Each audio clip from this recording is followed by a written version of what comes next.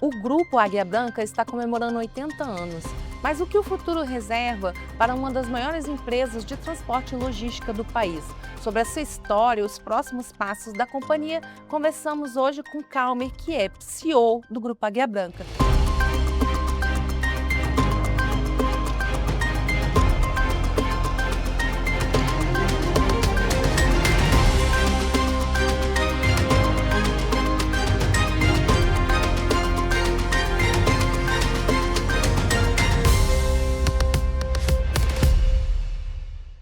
O Grupo Águia Branca hoje conta com 3 divisões, né, as concessionárias, setor de passageiros, também tem a parte de logística.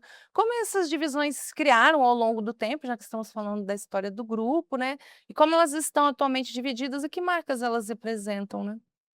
Então, obrigado, Amanda, pelo convite.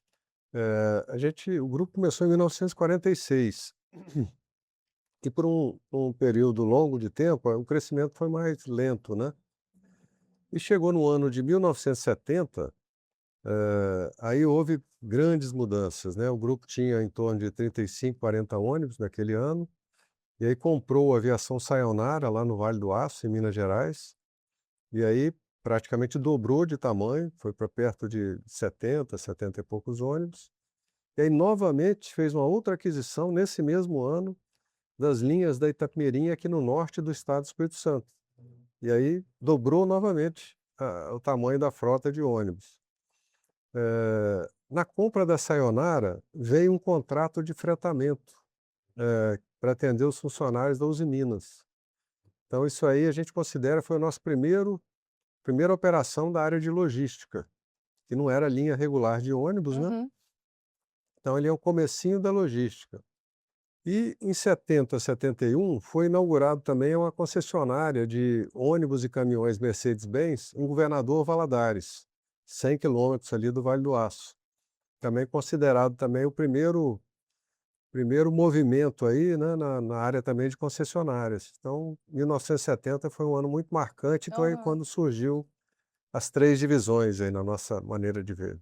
E tem muitas marcas aí, né, hoje representadas por essas 3 divisões, né. As concessionárias, por exemplo, aí a gente tem marcas como a BYD, além da própria Volkswagen que você citou. Não, Volks a gente já teve lá atrás.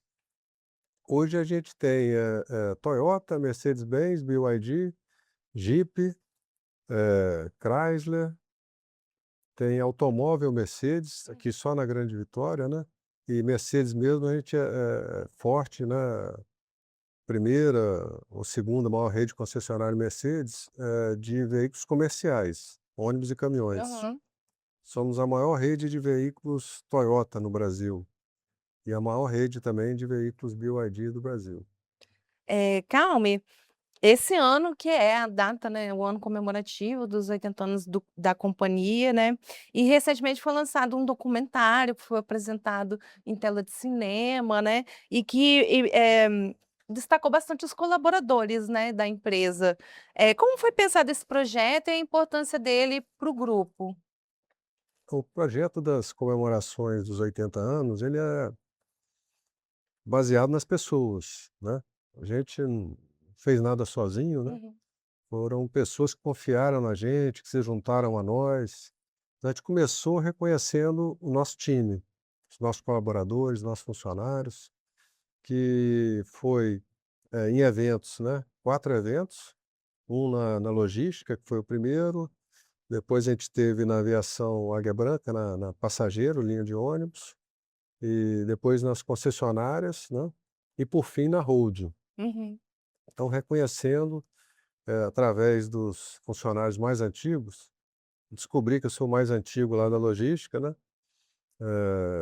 Décio, Renan Henrique, o idem também, e e aí reconhecendo o time nosso, nesse momento e também nesse documentário que você presenciou lá, né, e foi muito bacana também, a história dos 80 anos, na verdade contada por em torno de 100 funcionários, pela história deles, Uhum. né, que é a soma dessas histórias que é a história do grupo. Então, foram histórias muito bacanas, muito emocionantes também. Eu já tinha assistido antes de fazer aquela exibição lá no cinema, e foi numa tela menor e tal, mas já me emocionei. É muita gente emocionada lá, né, muitas pessoas que acompanharam o crescimento da empresa, parceiros. É, e na hora que foi botar na telona do cinema, aí já também dá outro impacto, né. E a responsabilidade que a gente tem, né, não só a emoção de ver aquelas histórias todas, mas também de pensar na responsabilidade que a gente tem com tantas pessoas, né. Uhum. Então esse também foi um ponto muito importante. Agora, nas próximas semanas e meses aí, a gente vai ter encontros regionais, que a gente chama, com clientes e parceiros, né, representantes, por exemplo, da indústria automotiva que a gente Uhum. representa, das marcas que a gente representa. Eh, Teremos também mais exibições em cinemas aí do Brasil desse documentário para os nossos funcionários, o nosso time. Em alguns lugares até não tem cinema, vai ser na garagem mesmo. E por fim, a gente vai ter um evento lá no Natureza Ecológica, na reserva Águia Branca, né, lá em cima, em Pedra Azul, Espírito Santo, aonde a gente vai depositar uma cápsula do tempo, com cartas, né, para serem abertas daqui a 20 anos, Hum. quando o grupo completar 100 anos. Uhum. E teremos também, vamos recepcionar também lá mais pessoas, assim, que, confiaram na gente, que sempre somaram conosco nessa caminhada aí. Por fim, teremos uma corrida de rua dia 29 de novembro.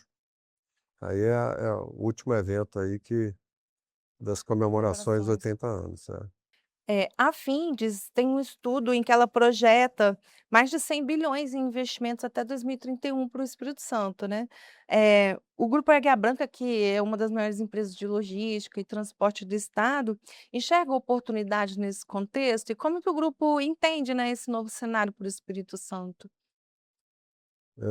Amanda, eu acho assim, vai ser um ponto de grande inflexão aí na história do nosso estado aqui do Espírito Santo, a chegada da fábrica da Great Wall no estado. Eles já são clientes nossos, Uhum. então, né, seguiremos atendendo eles aqui, mas o impacto disso para o estado como um todo, vai ser muito forte, e a gente procura estar sempre, eh, aproveitando essas oportunidades. Nesse caso, como eu disse, a gente já atende eles, mas vai, procurar atender ainda mais, né, agora com volumes maiores, quando tiver a fábrica funcionando. Então, é muito importante, o crescimento do estado impacta muito para a gente. Por outro lado, grandes grupos empresariais do Espírito Santo, foram também naturalmente para outros estados, porque Sim. nosso estado, né, apesar de ser maravilhoso, mas assim, é muito pequeno. A própria Águia Branca, né. Nós mesmos estamos a logística, por exemplo, o Espírito Santo, a receita daqui representa em torno de 23% da receita da área de logística.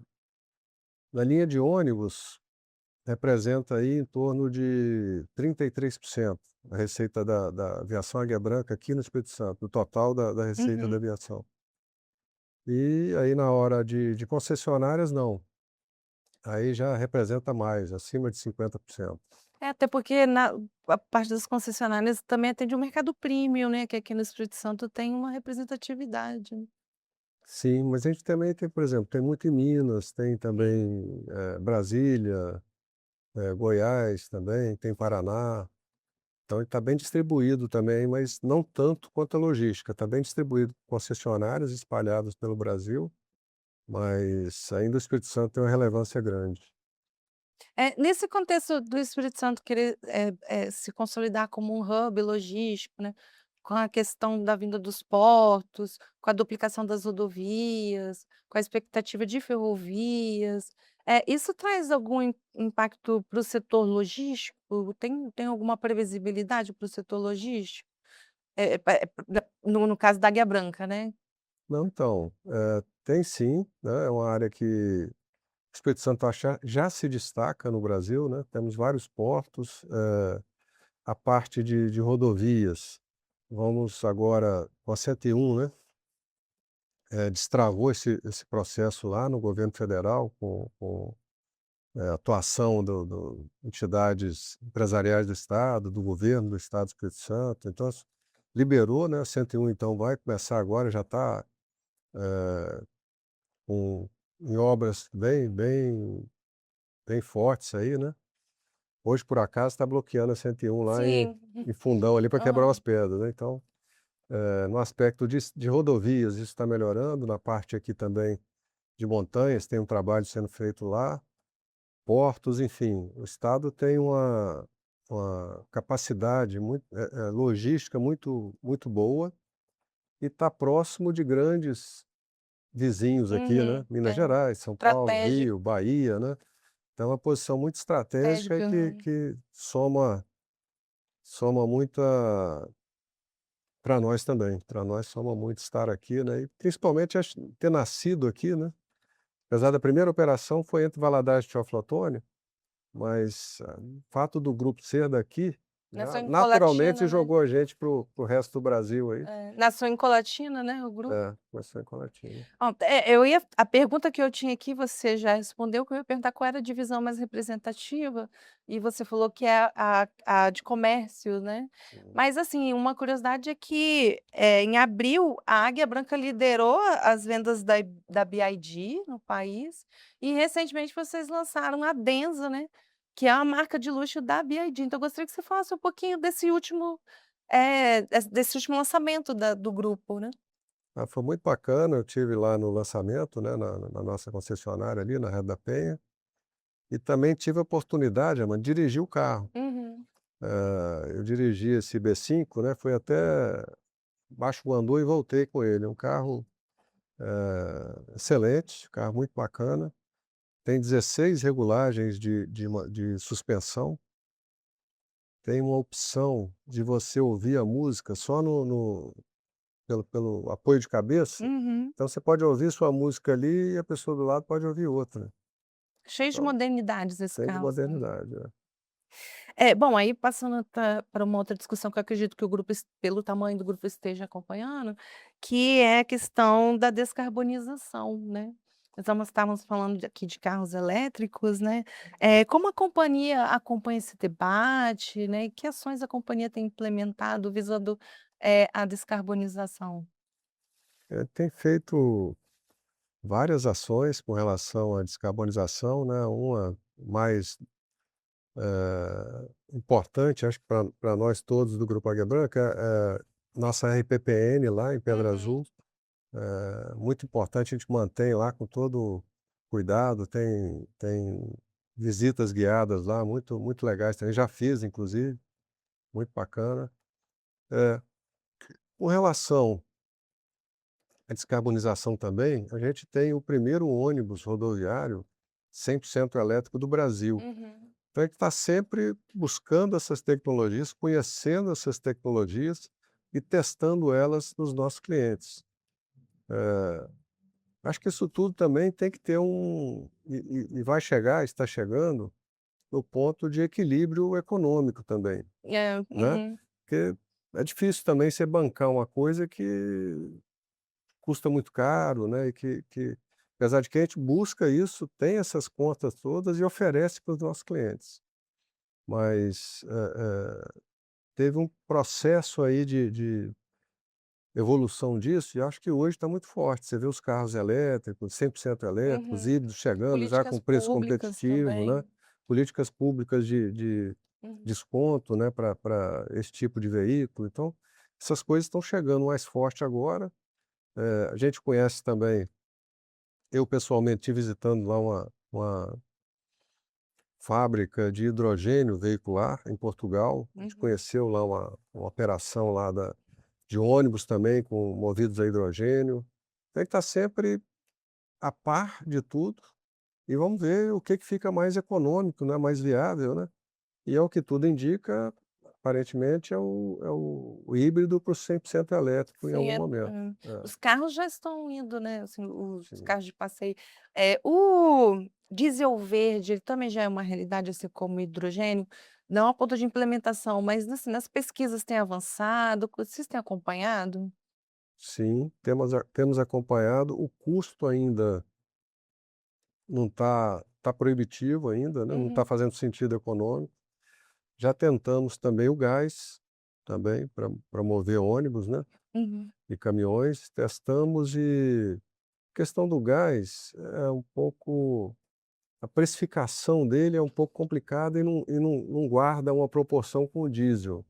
Então, em alguns momentos ele fica até competitivo, o gás, comparado com o diesel, ou quase a mesma coisa, e dali a pouco ele já fica bem mais caro. Uhum. Então o gás ainda também não chegou no ponto. Por isso que eu digo, acho que para mim, a preço de hoje, como diz, né, eu acho que o 100% elétrico até para os caminhões, que já hoje já faz sentido também Aham. caminhão 100% elétrico de entrega, né, nas regiões metropolitanas. Mas hoje, se eu fosse apostar, eu acho que ainda vai caminhar para o elétrico também, mesmo na longa distância, Uhum. talvez com um motor, a álcool para gerar ali algum pequeno, né, para gerar alguma energia também, para poder dar essa esse alcance, né, que precisa para os veículos de longa distância. Calma, você falou no início, quando a gente comentou sobre a questão dos 80 anos, o lançamento do documentário, sobre a responsabilidade que é levar um grupo grande como esse, né. É um dos grupos, eh, tem mais de 21.000 colaboradores, né. Entrando nessa questão da família, né, porque a gente sabe que, eh, foi formado por uma família, né, a empresa. Vocês pensam, planejam como que é como a família planeja, né, a transição, porque a gente sabe que já vem anteriormente, né, de outros quiebres, como que o grupo trata esse assunto? Porque hoje é importante, né, a gente vê aí muitos grupos, muitas famílias até que perderam negócios e perderam, capital por conta de não conseguir passar adiante, né, o legado. E vocês têm conseguido, no caso. Sim, eu acho que a nossa maior missão, né, da minha geração, que está hoje na holding do Grupo Águia Branca, né, mas esse é um processo contínuo, entendeu? Ele faz parte da nossa rotina, tá no nosso dia a dia lá. Nós temos, várias pessoas que podem vir a assumir essas funções, né, da família e também sem ser da família. A gente gosta desse mix de profissionais da família e profissionais de mercado. Isso vai acontecer de forma natural, Uhum, né. Tem um novo presidente a partir de janeiro do ano que vem, meu mandato termina no final desse ano, e ao final do mandato dele, serão 4 anos, aí termina a minha geração, né. Foi o Décio, o primeiro presidente da minha geração, uhum, depois o Renan, agora eu, o Rigel, então fica os últimos 4 anos, e aí depois a gente tem que escolher quem vai nos substituir, né. Mas seguiremos ali ao lado também, seguindo, apoiando, né, quem for escolhido para essa função, as pessoas que serão escolhidas uhum, para essas funções. E aí é algo que a gente vê com muita naturalidade, né, e busca se apoiar em consultorias nesses momentos todos, mas avaliando o que que a consultoria tem para nos passar e a gente traduzindo aquilo no que de fato funciona para nós, para a nossa cultura. É assim que a gente funciona, não é o que que veio da consultoria também, mas assim, às vezes tem que ter uma adaptação para a gente ali, então a gente olha isso com muito cuidado também para não complicar as uhum. coisas, né.